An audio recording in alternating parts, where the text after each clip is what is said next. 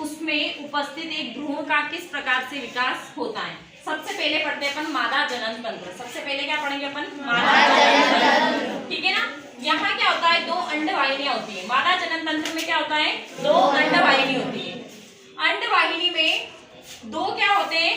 अंडाशय होते हैं। 2 क्या पाए जाते हैं? अंडाशय। इन अंडाशय में क्या होता है? किनका निर्माण होता है? अंडाणु का। इन अंडाशय में किनका निर्माण होता है? अंडाणु का।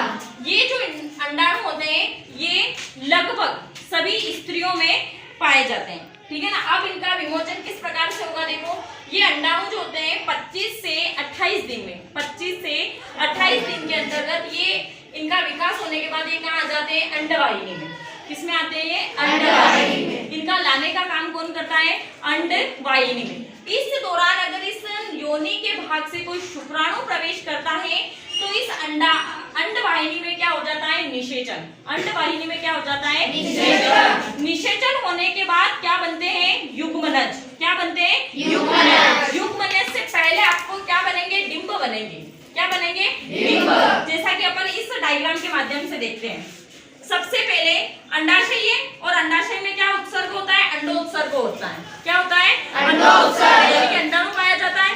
धीरे धीरे यहाँ पे ऐसे निषेचन होने के बाद इसमें क्या हो रहा है? देखो, इन डिंब का यानी कि युग्मनज का धीरे धीरे क्या होता जाता है? विकास होता जाता है। डिंब और डिंब के बाद युग्मनज और युग्मनज बनते बनते इस युग्मनज का धीरे धीरे विकास होगा और विकास होने के बाद एक स्थिति ऐसी आएगी कि पूर्ण रूप से जब इसका विकास हो जाता है तो इसको नाम दिया जाता है भ्रूण।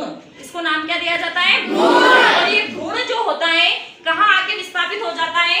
एक और डायग्राम है इसका, माँ के गर्भाशय में। ये भ्रूण कहाँ आके विस्थापित हो जाता है? माँ के गर्भाशय में। और माँ के गर्भाशय में जैसे आके विस्थापित होता है, माँ का जो कनेक्शन एक बच्चे और दोनों का कनेक्शन रहता है वो प्लेसेंटा से जुड़ा रहता है। किससे जुड़ा रहता है? प्लेसेंटा से। धीरे धीरे अगर दिनों की बात करें अपन तो 270 से 80 दिन, दिनों की बात करें तो 270 से 80 दिन तक माँ के गर्भ में बच्चा पलता है, उसका पूर्ण रूप से विकास होता है। और जैसे ही भ्रूण आके विस्थापित होता है ना तो यहाँ पे शरीर के सभी लगभग धीरे धीरे सभी अंग बनना क्या हो जाते हैं? शुरू हो जाते हैं। फिर अगर दिनों की बात करते हैं तो 270 से 80 दिन, और अगर माह की बात करते हैं तो 9 माह में बच्चे का शारीरिक जो शरीर के जो ऑर्गन्स होते हैं वो सभी बन के तैयार हो जाते हैं। कितने माह में? 9 माह में। और 9 माह के बाद एक माँ अपने बच्चे को क्या दे देती है? जन्म दे देती है।